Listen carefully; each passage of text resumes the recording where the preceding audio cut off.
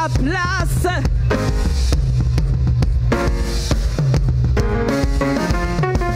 Hey ya ya ya ya, hey ya ya ya ya, hey ya ya ya ya, hey ya hey ya ya, hey ya ya ya, hey ya hey ya hey ya hey ya ya, hey ya ya hey ya hey ya. Dieu est capable de faire tout ce qu'il dit, il fera. Il accomplira toutes ses promesses envers toi. Garde ta foi en Dieu, il ne t'abandonnera pas. On y va. Il fera.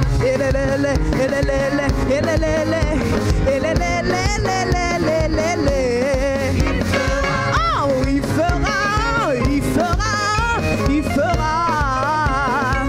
Dieu est capable de faire. Tout ce qu'il dit, il fera. Oh, il accomplira toutes ses promesses envers toi et moi. Alors garde la foi. Il ne t'abandonnera pas.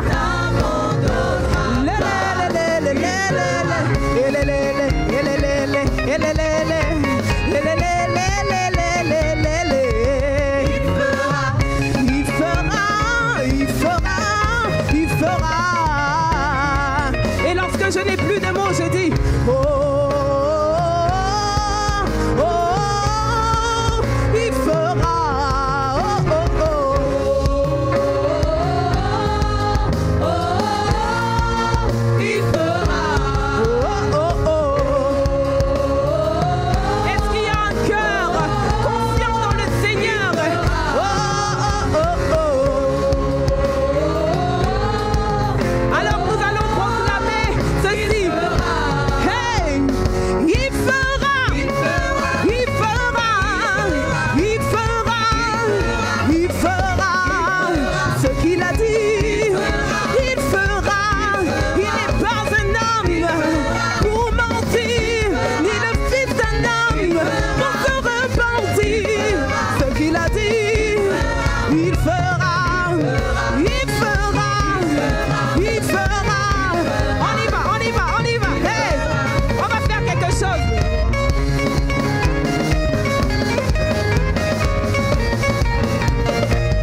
On dit à ton voisin que c'est comme ça, tu célèbres ton Dieu. Hey. Apparemment c'est trop facile, on y va. C'est une manière d'annoncer la victoire que le sang de Jésus nous a déjà acquise. Alléluia. Hey. Ah, ton voisin dit ce n'est pas assez.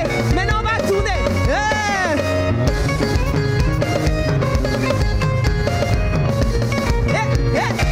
Alors que tu es en train de tourner, ce sont tes ennemis qui sont en train de se retourner.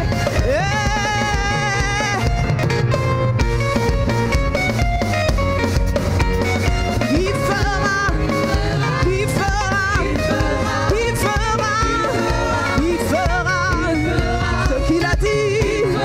Il fera. Il n'est pas un homme pour mentir, ni le fils d'un homme pour se repentir. Ce qu'il a dit, il fera. Il fera. Il fera.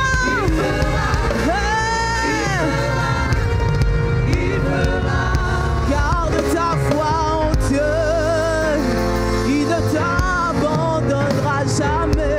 Dans les Saintes Écritures, Dieu déclare que le Messie viendrait pour être le sauveur du monde. La vie de Jésus prouve qu'il est bien celui dont les prophètes avaient parlé. Ésaïe a prophétisé que la Vierge deviendrait enceinte et qu'elle enfanterait un fils. Des siècles plus tard, la naissance de Jésus accomplissait cette prophétie.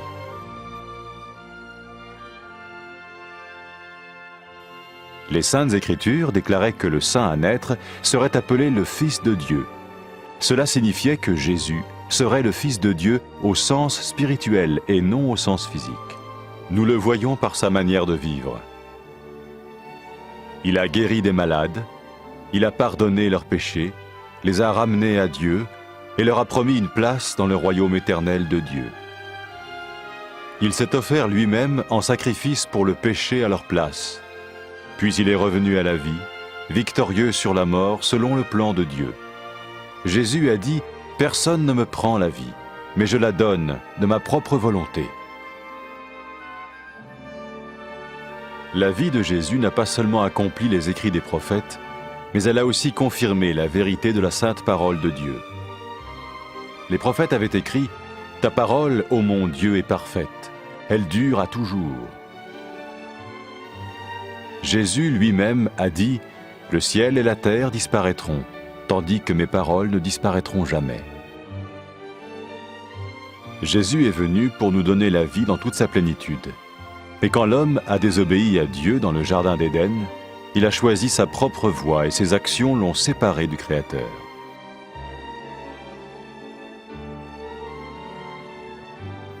Les Saintes Écritures déclarent que tous sont péchés et que le salaire que paye le péché, c'est la mort. Il s'agit de la mort spirituelle, éternelle séparation d'avec Dieu. Mais tout comme Dieu a donné un bélier pour qu'il meure à la place du fils d'Abraham, ainsi il a envoyé Jésus, le Messie, mourir à notre place. Sa vie, sa mort et sa résurrection restaurent la relation entre Dieu et tous ceux qui mettent leur confiance en lui. Maintenant, non seulement Jésus pardonne les péchés de ceux qui le suivent, mais il les sauve aussi du jugement éternel de Dieu. Ils sont sûrs d'aller au paradis et de vivre avec lui pour toujours. C'est cette vie et cette liberté de la culpabilité et du pouvoir du péché que Jésus offre à chacun aujourd'hui. Cela ne veut pas dire suivre une religion, mais choisir d'avoir foi en Jésus qui dit « Je me tiens à la porte et je frappe. Si quelqu'un entend ma voix et ouvre la porte, j'entrerai chez lui. » Cela veut dire se tourner vers Dieu et croire que Jésus vient dans nos vies pardonner nos péchés et nous rendre tels qu'il veut que nous soyons. Il ne suffit pas d'approuver intellectuellement ce qu'il dit, ni de vivre une expérience émotionnelle. Nous le recevons par grâce, au moyen de la foi, par un acte de notre volonté. Lorsque quelqu'un est prêt à suivre Jésus le Messie, il peut lui parler par une simple prière.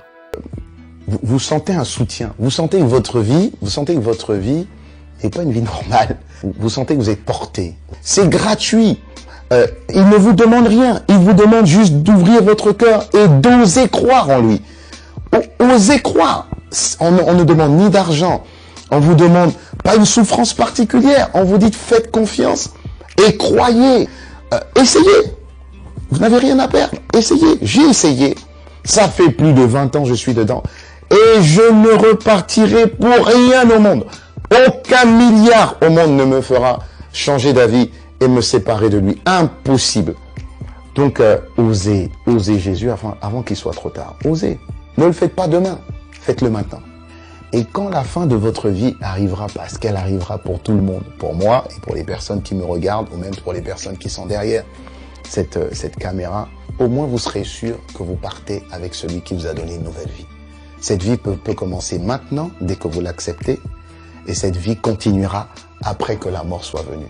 La mort n'est qu'un passage pour une autre vie beaucoup plus belle.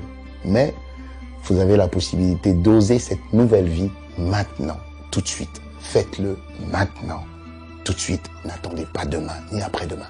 Faites-le maintenant, tout de suite. Prenez 1 minute et faites-le. Je vous en prie, vous ne serez pas déçus.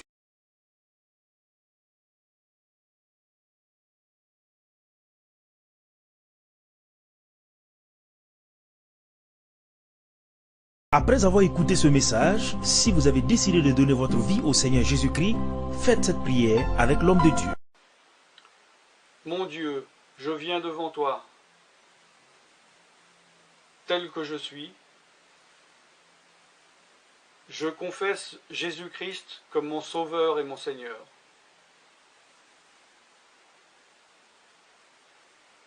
Je crois qu'il est mort sur la croix pour mes péchés, qu'il a porté ma condamnation. Il a porté mes péchés et mes maladies. que Jésus-Christ est le roi des rois et le Seigneur des seigneurs, qu'il est le Fils de Dieu, qu'il est maintenant ressuscité et assis à la droite du Père. Et il prie maintenant pour moi. Je me suis détourné de mes péchés et je veux obéir à ta parole.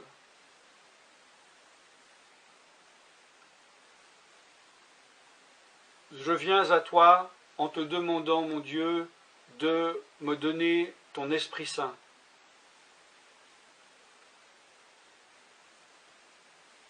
Remplis-moi de ton esprit,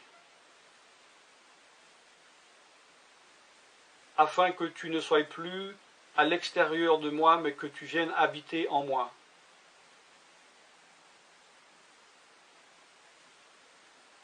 Et que je devienne ton temple. Esprit de Dieu, viens habiter en moi.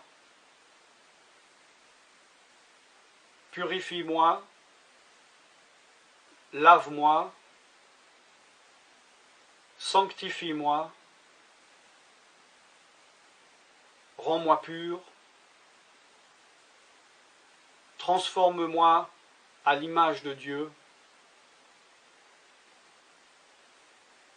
Je te remercie car je crois que tu m'as donné ton esprit, car tu ne mens pas. Et tu as dit dans ta parole que tu donnes à celui qui te demande. Je fais cette prière au nom de Jésus-Christ. Amen.